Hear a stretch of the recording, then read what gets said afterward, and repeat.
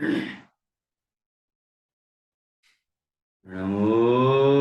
अर्हन्ताणं नमो सिद्धाणं नमो आयरीयाणं नमो अध्यायाणं नमो लोये सव्यसाहुणम् मङ्गलं भगवान् वीरो मङ्गलं गौतमो गणी मङ्गलं कुन्दकुन्दाद्यो जैनधर्मोऽस्तु मङ्गलम् सर्वमङ्गलमाङ्गल्यं सर्वकल्याणकारकं प्रधानं सर्वधर्माणां जैनं जयतु शासनं जैनं जयतु शासनम् इन्दसद्वन्द्याणं तिहुवणहिद मधुरविशदवकाणम् अन्तातीतगुणाणं नमो जिणाणं जिद्भवाणम्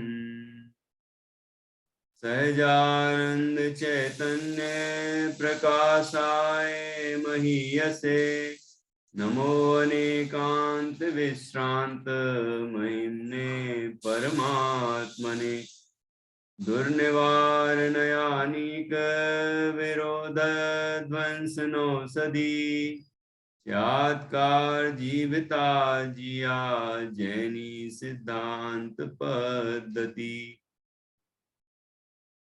स्वसंवेदन सिद्धाय जिनाय परमात्मने शुद्ध जीवास्तिकायाय नित्यानंद चिदे नमः।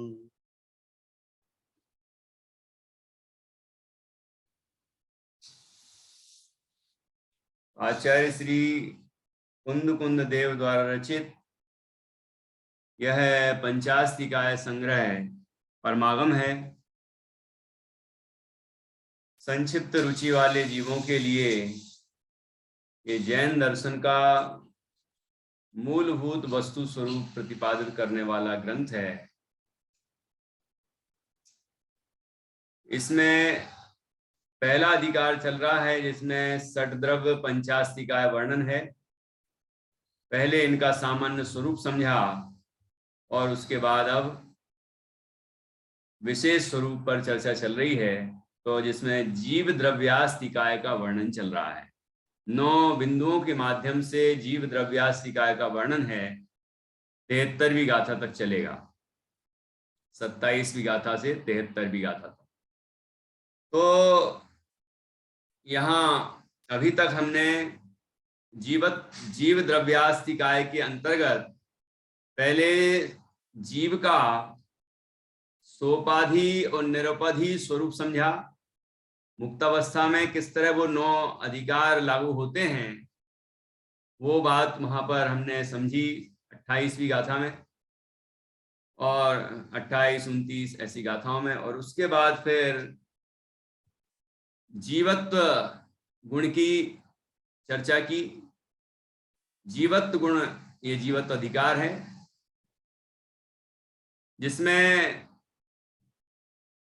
व्यवहार से 4 प्राणों से जीता था, जीता है, जिएगा कहा गया है, और निश्चय से जीव अपने चैतन्य प्राणों से जीता है, ये बात टीका में आई। उसके बाद फिर अगला अधिकार आया जिसमें स्वदेह प्रमाणत्व की चर्चा की। स्वदेह प्रमाणत्व में बताया कि जीव अपने देह प्रमाण ही रहता है, न कम न अधिक।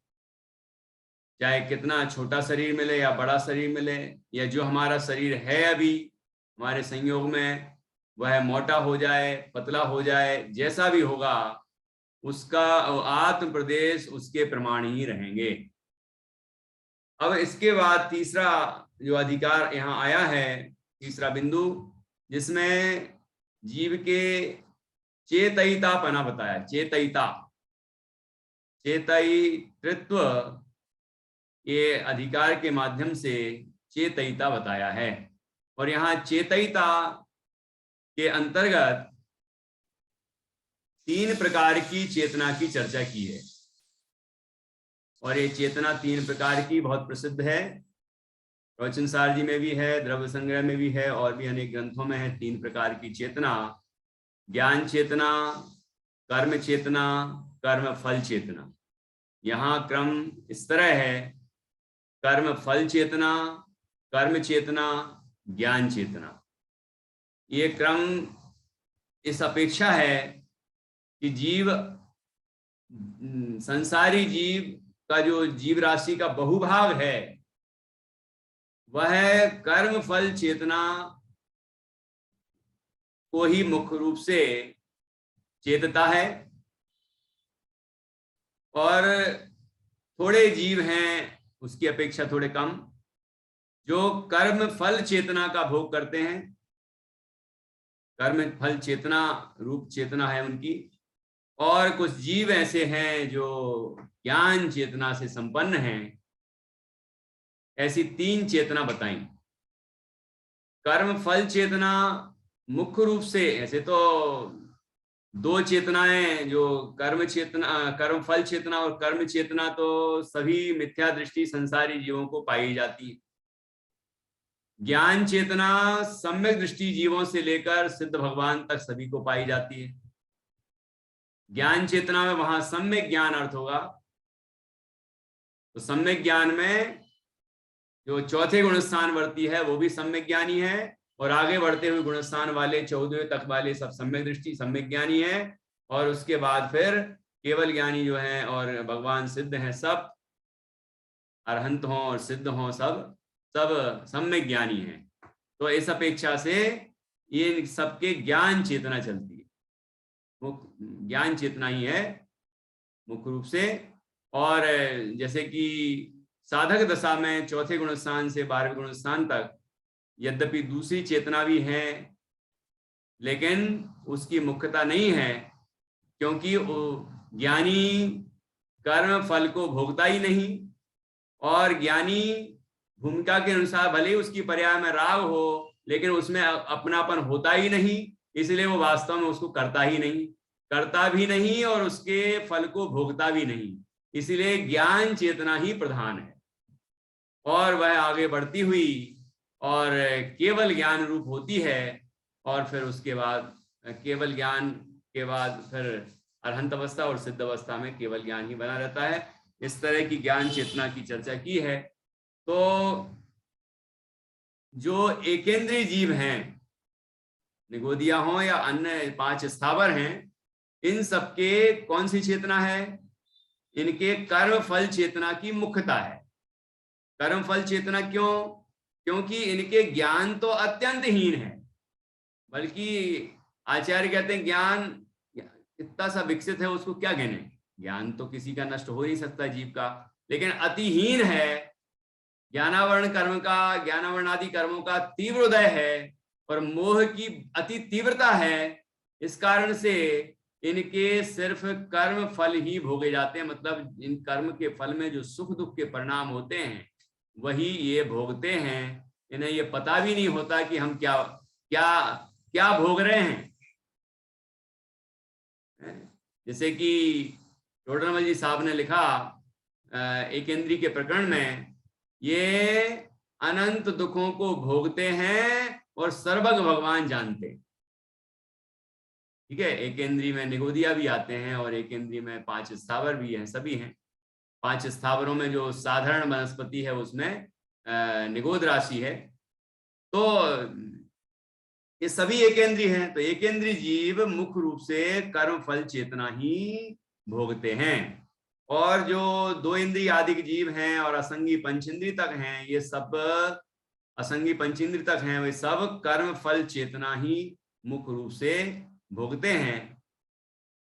कर्म चेतना, कर्म फल चेतना के बाद कर्म चेतना, क्योंकि इनके अल्प ज्ञान विकसित भी है। ऐसा लिखा था ना, थोड़ा सा ज्ञान खुला है, ज्ञानावरण कर्म का क्षयोपशम हुआ है, इसलिए उस ज्ञान से वो थोड़ा जानते हैं, है ना। तो वो वो रागादि विकारी परिणाम उनके होते हैं, तो उसको जानते भी हैं, ठीक है, और उसका जो फल है वो भी भोगते हैं। तो कर्म फल तो भोगते ही हैं, लेकिन इनके रागादि विकारी परिणाम होते हैं और उसको वो जानते भी हैं। तो कर्म चेतना है इनकी, कर्म चेतना रूप परिणमित होते हैं। और उसके बाद फिर जो संगी पंचेंद्रिय हैं, है ना, असंगी तक तो कर्म चेतना वाले हैं, लेकिन जो संगी पंचेंद्रिय हैं उनमें से जो सम्यक दृष्टि हैं, जो मिथ्या दृष्टि है वो भी कर्म चेतना को ही भोग रहे हैं, लेकिन जो सम्यक दृष्टि है वो ज्ञान चेतना रूप परिणमित होते हैं, ज्ञान चेतना को भोगते हैं। और ज्ञान चेतना अभी बता ही दिया कि सम्यक दर्शन चौथे गुणस्थान से लेकर आगे गुणस्थानों में बढ़ती हुई और केवल ज्ञान रूप होती है, और उसके बाद केवल ज्ञान साधी अनंत काल तक अरहंत तो फिर सिद्ध अवस्था में बना रहता है। तो ऐसी यहाँ पर चर्चा की है। अभी अपन 38वीं और 39वीं ये दो गाथाओं में चर्चा है, तो 38वीं गाथा हम फिर से पढ़ेंगे, और उसके बाद 39वीं गाथा भी पढ़ेंगे। ये दो गाथाओं में ये विषय आया है, और यहाँ पर चेतयिता वह 3 तरह की जो चेतना है उसके संबंध में ही बताया गया है, वर्णन किया गया है। चेतयिता के 3 भेद, और अगली गाथा जो आएगी ना 39वीं, उसमें तीनों भेद और अच्छे से बताएंगे, स्पष्टीकरण करेंगे। तो पहले 38वीं गाथा किसी ने याद कर ली क्या? 38वीं गाथा किसी ने याद की हो तो सुना सकते हैं, और कोई देख के बोल सकते हो अच्छे से तो वो भी बोल सकते हैं।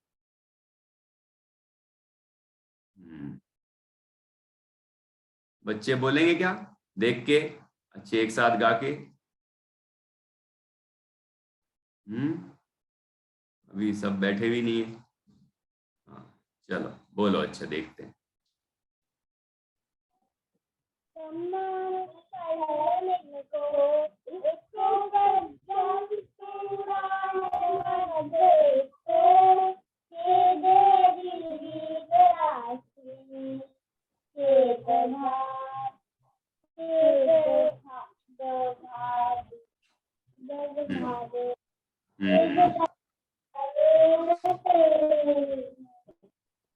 ठीक है, अच्छी कोशिश की है। अब साधना जी पढ़ेंगी।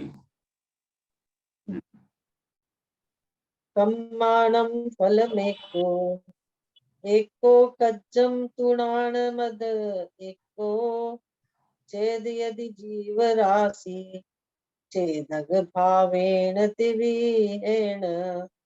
वाह, बिल्कुल सही, बहुत सुंदर, बढ़िया पढ़ा। देखिए, कम्माणम फलमेको, कम्माणम फलम एको, एक एक, और ये जो दूसरी पंक्ति में जीव राशि शब्द लिखा है ना, एक के साथ सब जगह जोड़ लेना। एक जीव राशि, तो जीव राशि का मतलब क्या हुआ कि एक जीवों के समुदाय, मतलब बहुत सारे जीवों का समूह जो उस कैटेगरी के हैं, है ना, उस श्रेणी के हैं। तो एक जीव राशि तो कम्माणम फलम चेदयदि, चेदयदि भी सब जगह लगाना है।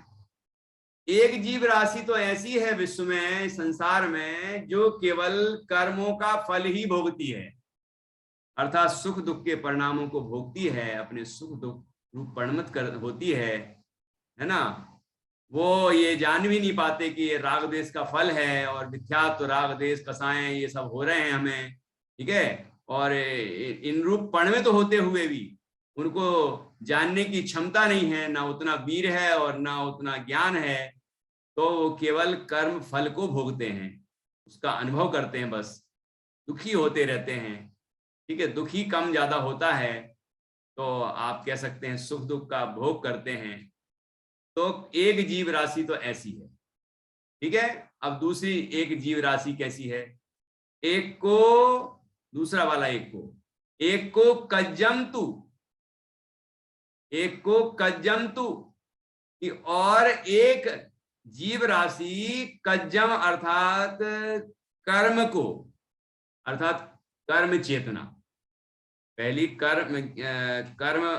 कर्म फल चेतना हुई, एक जीव राशि कर्म फल चेतना को भोगती है, एक जीव राशि कर्म चेतना को चेतयति अर्थात भोगती है। और प्राणम अध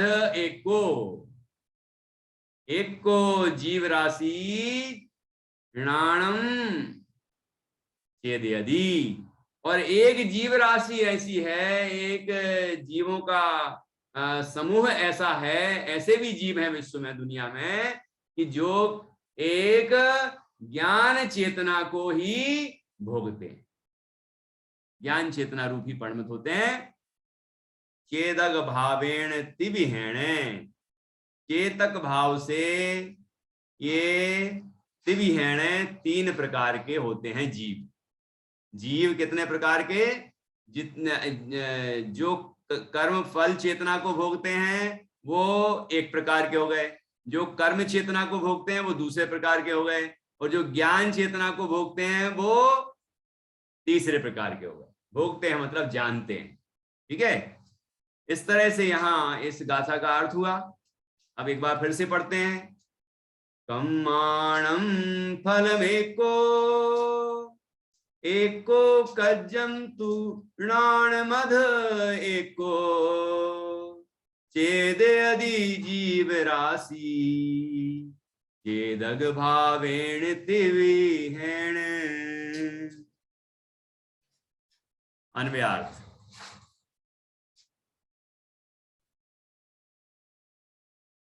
त्रिविध चेतक भाव द्वारा तीन प्रकार के चेतक भाव, चेतक चेतने वाला, चेतने का अर्थात जानने का, वेदने का भाव वाला कौन? जीव की बात चल रही है कि तीन प्रकार की के चेतक भाव द्वारा एक जीव राशि कर्मों के फल को, एक जीव राशि कार्य को अर्थात कर्म को, ठीक है, और एक जीव राशि ज्ञान को चेतती अर्थात वेदती है, ठीक है, स्पष्ट है।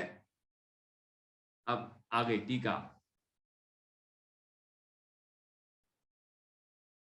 टीका, यह चेतयित्व गुण की व्याख्या है। जीव के अंदर ऐसा गुण है चेतयित्व, चेतयिता का, चेतनपने का, वो यहाँ बताया गया है। वो तीन तरह का होता है, वो भी बताया है यहाँ पर। देखिए, तो यह चेतयित्व गुण की व्याख्या है, चेतना गुण की व्याख्या है ये। यहाँ पर चेतना का अर्थ ज्ञान चेतना, ज्ञान चेतना, ज्ञान दर्शन चेतना वाला नहीं, ज्ञान चेतना, कर्म चेतना, कर्म फल चेतना, ये चेतना के तीन भेद में यहाँ चेतना का यह अर्थ है, ठीक है। जैसे उपयोग के प्रकरण में एक उपयोग का अर्थ ज्ञान उपयोग, दर्शन उपयोग होता है एक जगह प्रकरण बस, और कहीं शुभोपयोग, अशुभोपयोग और शुद्धोपयोग, ऐसे उपयोग के तीन भेद होते हैं। ऐसे अलग विवक्षा से अलग प्रकरण में अलग अर्थ समझना चाहिए। तो यहाँ चेतयिता क्या बता रहे हैं? तीन तरह की बता रहे हैं। कोई चेतयिता अर्थात चेतने वाला अर्थात आत्मा, चेतक। कोई चेतयिता अर्थात आत्मा तो जो अति प्रकृष्ट मोह से मलिन है, बहुत तीव्र मोह से मैला है, पीड़ित है, और जिसका प्रभाव शक्ति अति प्रकृष्ट ज्ञानावरण से मुन गया है, कि उसके ज्ञानावरण आदि कर्मों का तीव्र उदय है, इससे उसके ज्ञानादिक जो हैं वो अत्यंत हीन है, मुन गए हैं। मुंदना समझते हैं? मुन गए हैं मतलब बिल्कुल नहीं दिख रहे हैं ऐसा। अब ये बिल्कुल नहीं दिख रहे ऐसा तो होता ही नहीं। अक्षर के अनंत में भाग प्रमाण ज्ञान प्रकट रहे, लेकिन वो तो रहता है। तो उस इतनी चिंगारी को समझ लो, वो उसको गौण कर रहे हैं और कह रहे हैं मुंद गया है। है ना, अत्यंत हीन ज्ञान को मुंद गया है, ऐसा कह रहे हैं। तो जिसका प्रभाव अति प्रकृष्ट ज्ञानावरण से मुंद गया है, किसका प्रभाव? कौन अति प्रकृष्ट मोह से मलिन है? कि आत्मा। कोई चेतयिता अर्थात आत्मा तो जो अति प्रकृष्ट मोह से मलिन है और जिसका प्रभाव अर्थात शक्ति अति प्रकृष्ट ज्ञानावरण से मुद गया है, ऐसा चेतक स्वभाव, ऐसा जो चेतना का स्वभाव है, जानने का स्वभाव है, ऐसा चेतक स्वभाव आत्मा है जो वह क्या करता है? ऐसे चेतक स्वभाव द्वारा सुख दुख रूप कर्म फल को ही प्रधानतः चेतते हैं। कि वो केवल कर्म फल को ही चेतते हैं, भोगते हैं, जानते हैं, वेदते हैं। ठीक है? क्यों? ऐसा क्यों? क्योंकि उनका अति प्रकृष्ट वीर्यांतराय से कार्य करने का अर्थात कर्म चेतना रूप परिणमित होने का सामर्थ्य नष्ट हो गया है कि वो कर्म चेतना रूप परिणमित नहीं हो सकते। तो अभी तो कह रहे थे कि मोह से मलिन है, तो मोह से मलिन होना ही तो कर्म चेतना है। लेकिन वो जानते थोड़ी हैं उसको, इतना हीन ज्ञान है कि उसको समझ ही नहीं पाते। वो तो बस वेदन करते हैं दुख का, दुखी होते रहते हैं बस। तो यहाँ इसलिए शब्द डाला ना, प्रधानता से, कर्म फल को ही प्रधानता से चेतते हैं। प्रधानता से लिखा अर्थात इसकी ही प्रधानता है उनमें, कर्म फल चेतना की ही प्रधानता है उनके, कर्म चेतना गौण है। ठीक है? कर्म चेतना उनके गौण है, ऐसा समझना चाहिए। इस तरह है पहले तरह के जो जीव राशि बताई है उसमें वो कर्म फल चेतना को ही प्रधानता से मतलब मुख्य रूप से वेदते हैं। ठीक है? एक हो गई जीव राशि। अब अपन के कौन कौन सी चेतनाएं चल रही हैं वो अपन विचार कर लें, वो अपन को ही विचार करना है। ठीक है? प्रधानता की बात अलग है और प्रधान मुख्यता गौणता ये ना करके है कितनी कितनी चेतनाएं वो समझना है हमें, तीन में से, है ना। दूसरे चेतयिता अर्थात आत्मा जो अति प्रकृष्ट मोह से मलिन है, गुजराती का 6 लिखा है। दूसरे चेतयिता अर्थात आत्मा जो अति प्रकृष्ट मोह से मलिन है और जिसका प्रभाव प्रकृष्ट ज्ञानावरण से मुद गया है। ठीक है? ऐसे चेतक स्वभाव द्वारा भले ही सुख दुख रूप कर्म फल के अनुभव से मिश्रित रूप से भी कार्य को ही प्रधानतः चेतते हैं। क्या कहा यहाँ कि एक तो भाषा तो ऊपर जैसी लिखी है कि अति प्रकृष्ट मोह से मलिन है, कि हाँ अति प्रकृष्ट अत्यंत तीव्र मोह से पीड़ित हैं, मैले हैं, मलिन हैं, अत्यंत तीव्र मोह रूप परिणमित हो रहे हैं और जिसका प्रभाव प्रकृष्ट ज्ञानावरण से मुद गया है। और जो आत्मा ऐसा आत्मा है कि ज्ञानावरण आदि कर्मों का तीव्र उदय है, तो ज्ञानावरण का तीव्र उदय होने से ज्ञान भी मुद गया है। ठीक है? तो अब मुद गया है तो वो उसको भी वही लिखना चाहिए ना कि कर्मफल चेतना को वेदता है, कि नहीं, इनको कह रहे हैं ऐसे चेतक स्वभाव द्वारा भले ही सुख दुख रूप कर्म फल के अनुभव से मिश्रित रूप से भी, मतलब कर्म फल चेतना से मिश्रित तो है, कर्म चेतना वाले की कर्म फल चेतना भी है, लेकिन प्रधानता किसकी है? यहां कह रहे हैं इनके प्रधानता क्या है, किस चीज की है? कि भले ही सुख दुख रूप कर्म फल के अनुभव से मिश्रित रूप से भी मिले हुए होने पर भी, कर्म फल और कर्म चेतना मिली हुई होने पर भी, दोनों का मिश्रित स्वाद आने पर भी कार्य को ही प्रधानतः चेतते हैं, कि कर्म को ही चेतते हैं अर्थात कर्म को ही वेदते हैं, कर्म चेतना ही उनको हो रही है। क्योंकि उन्होंने, उसका कारण, क्योंकि उन्होंने अल्प वीर्यांतराय के क्षयोपशम से कार्य करने का सामर्थ्य प्राप्त किया है। यहाँ पर वीर्यांतराय कर्म कितना है, कितना विकसित, कितना उसका क्षयोपशम हुआ है, अल्प। अल्प क्षयोपशम हुआ तो अल्प प्रकट हुआ वीर्य, सामर्थ्य, जीव का पुरुषार्थ है ना, जितना प्रकट हुआ उसमें क्या वेदता है, वो कर्म को वेदता है। यहाँ कर्म का अर्थ चेतन कर्म से समझना, यहाँ कर्म का अर्थ रागादि विकारी परिणाम, मिथ्या तो रागादि भाव, उनको ही समझना है।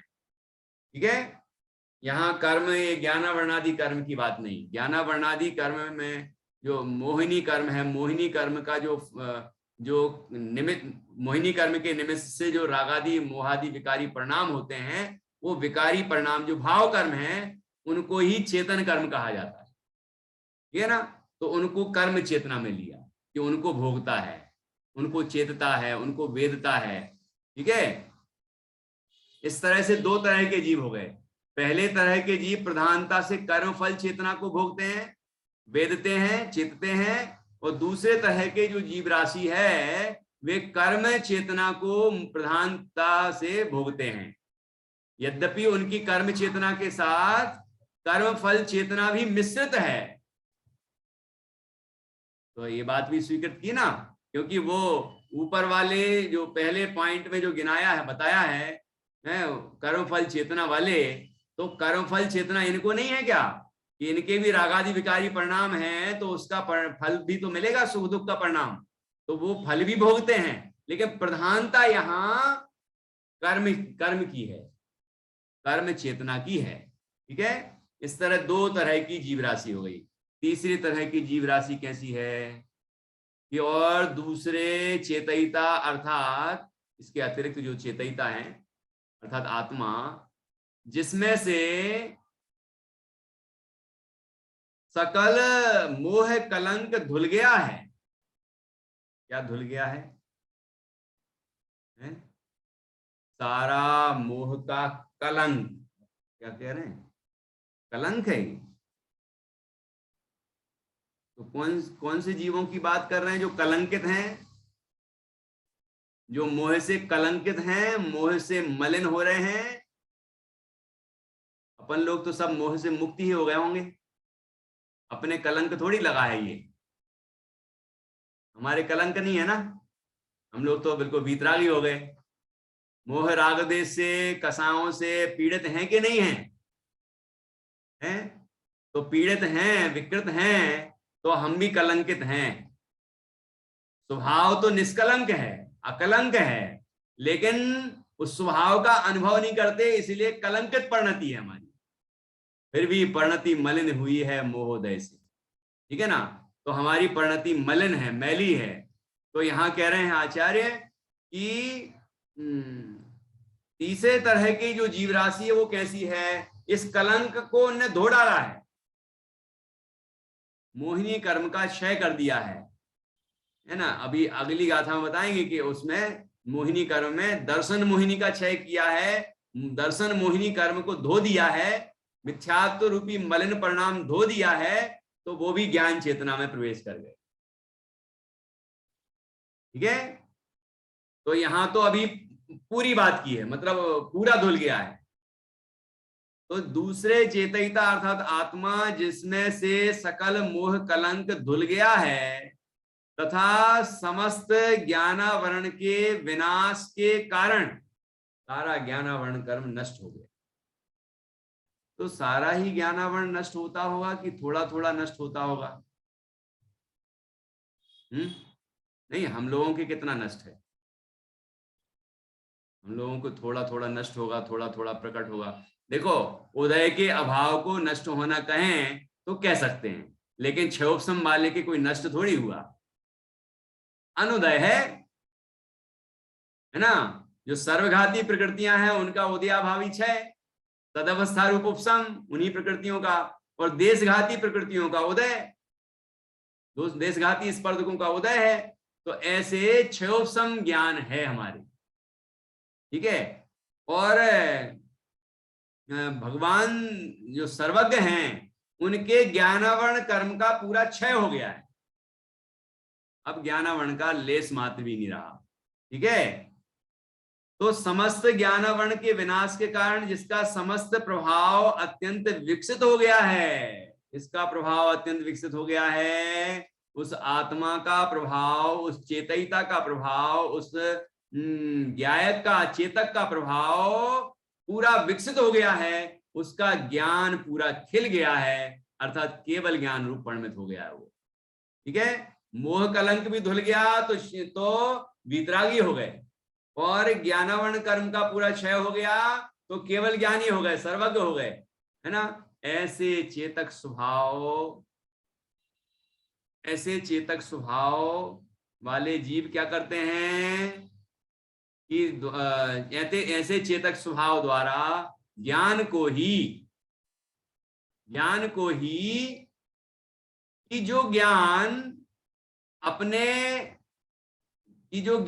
अपने से अव्यतिरिक्त स्वाभाविक सुख वाला है, क्या अपने से अव्यतिरिक्त मतलब भिन्न नहीं है, अपने से भिन्न नहीं है, अर्थात जो ज्ञान प्रकट होता है वो आनंद लिए हुए होता है, वो सरस होता है, आनंद से परिपूर्ण होता है, उस ज्ञान के साथ अनंत आनंद भी प्रकट होता है, वो अव्यतिरिक्त स्वाभाविक सुख वाला, कि वो ज्ञान वाला है, इतना ही नहीं, वो ज्ञान वाला जीव सुख वाला भी है, क्योंकि उसके अनंत ज्ञान प्रकट हुआ तो अनंत सुख भी प्रकट हुआ, अनंत चतुष्टय प्रकट हुए एक साथ, अनंत दर्शन, अनंत ज्ञान, अनंत सुख, अनंत वीर्य।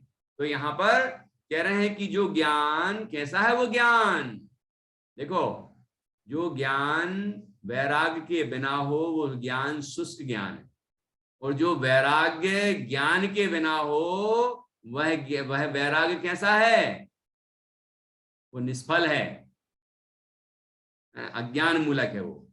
तो ज्ञान बिना का वैराग्य और वैराग्य बिना का ज्ञान व्यर्थ है। तो ज्ञान और वैराग्य, ज्ञान सहित वैराग्य हो और वैराग्य सहित ज्ञान हो, दोनों ज्ञान वैराग्य की संधि हो तो जीव का कल्याण होता है, जीव सुखी होता है। तो यहाँ वीतरागता, वैराग्य मतलब पूरी वीतरागता प्रकट हो गई, तो पूरा ज्ञान प्रकट हो गया, तो पूरा आनंद प्रकट हो गया, अनंत सुख प्रकट हो गया है। क्यों प्रकट हो गया? क्योंकि उन्होंने समस्त वीर्यांतराय के क्षय से, वीर्यांतराय कर्म का पूरा क्षय कर दिया, नष्ट हो गया वीर्यांतराय कर्म, अनंत वीर को प्राप्त किया है, अनंत सामर्थ्य प्रकट हुआ। इसलिए अनंत सामर्थ्य प्रकट हुआ तो अनंत ज्ञान की सामर्थ्य भी पूरी प्रकट हुई है। सुख भी पूरा भोगा जा रहा है, अनंत सुख को भोगते हैं, क्योंकि 12वें गुण स्थान में पूरा सुख हो गया था, लेकिन उसको भोगने वाला, भोगने की सामर्थ्य वाला अनंत वीर्य नहीं प्रकट हुआ था, और उसको जानने वाला, अनुभव करने वाला अनंत ज्ञान प्रकट नहीं हुआ था, इसलिए उस सुख को अनंत सुख नहीं कहा था। लेकिन जैसे ही ये केवल ज्ञान प्रकट हुआ और अनंत वीर्य प्रकट हुआ, अनंत दर्शन ही प्रकट हुआ, तो उस सुख को अनंत सुख कहते हैं। ठीक है, इस तरह यहां कहा कि क्योंकि उन्होंने समस्त वीर्यांतराय के क्षय से अनंत वीर्य को प्राप्त किया है। ऐसे कौन से जीव हैं वो, ऐसी कौन सी जीव राशि है वो, जो अरहंत बने फिर बाद में आप सिद्ध अवस्था में, ठीक है, सिद्धावस्था में साधि अनंत काल जो रहते हैं, रही हैं अनंत काल यथा तथा शिव परिणय। तो उन जीवों की श्रेणी में हमें शामिल होना है कि केवल गाते ही रहना है, कि सिद्धों की श्रेणी में आने वाला जिनका नाम है, ये तो मुनिराजों को नमस्कार किया, लेकिन हम भी तो मुनिराज बनेंगे कि नहीं? हम भी तो उन सिद्धों की श्रेणी में आएंगे कि नहीं आएंगे, कि हम केवल गाते ही रहेंगे? भावना तो भाएं, लेकिन ऐसा प्रयत्न भी करें, क्योंकि ये क्योंकि मोक्षाधिकार में समय सार जी के में लिखा है कि बंधनों के अभाव का विचार करने से बंधन नष्ट नहीं होते, बंधनों के अभाव का उपाय करने से बंधन नष्ट होते हैं। मोक्ष की प्राप्ति का विचार करने से मोक्ष नहीं होता, मोक्ष का उपाय करने से मोक्ष होता है। ठीक है ना? तो यहां हमें उपाय करना है। क्या कहा देखिए, क्योंकि उन्होंने समस्त वीर्यांतराय के क्षय से अनंत वीर को प्राप्त किया है, इसलिए उनको विकारी सुख दुख रूप कर्म फल निर्जरित तो हो गया है। विकार भाव रूप जो कर्म फल था, मतलब क्या था, जब कर्म ही नहीं रहा तो अब कर्म का फल क्या मिलेगा। जो विकार भाव रूप था, आकुलता मय था, जो राग देश से सहित था, ऐसा सुख दुख का परिणाम जो है वह उनको अब पूरी तरह से निर्जरित हो गया, समाप्त हो गया है, और अत्यंत कृत कृत्य पना हुआ है, अर्थात कुछ भी करना लेस मात्र भी नहीं रहा। क्या करना था वो तो हो गया, जीव को सुखी होना था हो गया, ज्ञान प्रकट करना था पूरा हो गया। वैसे तो सुखी होना ही मूल प्रयोजन है, लेकिन वो सुख कब होता है कि जब अनंत ज्ञान होता है, जब अनंत वीर्य होता है, तभी अनंत सुख होता है। इसलिए ये भी महत्वपूर्ण है, ज्ञान होगा तो ही अनंत आनंद आएगा, नहीं तो नहीं आ सकता। ठीक है, इसलिए अनंत चतुष्टय हो गए, अब अनंत चतुष्टय भी हो गए। और अब सिद्ध अवस्था की बात चल रही यहाँ पर, तो सिद्ध अवस्था में तो पूरी तरह से कृतकृतपना हो गया। अब 4 आघातीय कर्म भी नष्ट हो गए, अब कुछ करना बाकी ही नहीं रहा, पर के संबंध का पूरी तरह अभाव हो गया, पर का कोई प्रयोजन ही नहीं रहा। अब क्या करना रह गया, आत्मा का सारा वैभव प्रकट हो गया है आत्मा में, और जो भी पर संयोग था, जो भी पर के निमित्त से विकार हो रहे थे, है ना, जो भी सुख दुख के परिणाम विकारी परिणाम थे, वो सब नष्ट हो गए। अब केवल सुख है, वहां विकारी सुख था संसार अवस्था में, अभी हमारे जो है विकार पूर्ण है, राग द्वेष से सहित है, आकुलता मय है, क्षणिक है, वो वास्तव में वो है ही नहीं सुख। कम दुख को सुख कहने का व्यवहार होने से उसको सुख कहते हैं। जैसे कि कोई सिर पे वजन रखे हो और बहुत दर्द करने लगे, भारी लगने लगे, तो वो उठा के और ऐसे ही कंधे पर रख लेता है, तो थोड़ी राहत सी मिलती है ना, दुख कम हुआ है। बोझा कम हुआ क्या पूरा शरीर पे से बोझा कम हुआ क्या हमारे ऊपर से, कि नहीं, बोझा तो कम नहीं हुआ, पूरा का पूरा है, लेकिन फिर कि यहां से थोड़ा कम हो गया, राहत मिल गई, है ना। फिर ये कंधा दर्द करने लगे, फिर इस कंधे पर रख लिया, अब थोड़ी राहत मिल गई। बस ऐसे ही है ये राहत। कम दुख को सुख कहते हैं संसार अवस्था में।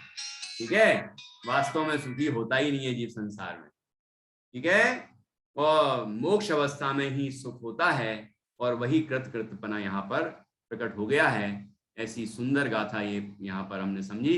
अब आती है 39वीं गाथा। पहले 38वीं गाथा का एक बार और पाठ करेंगे। इसमें 3 तरह की चेतना को स्पष्ट किया है। पहली कर्म फल चेतना, दूसरी कर्म चेतना, और तीसरी ज्ञान चेतना।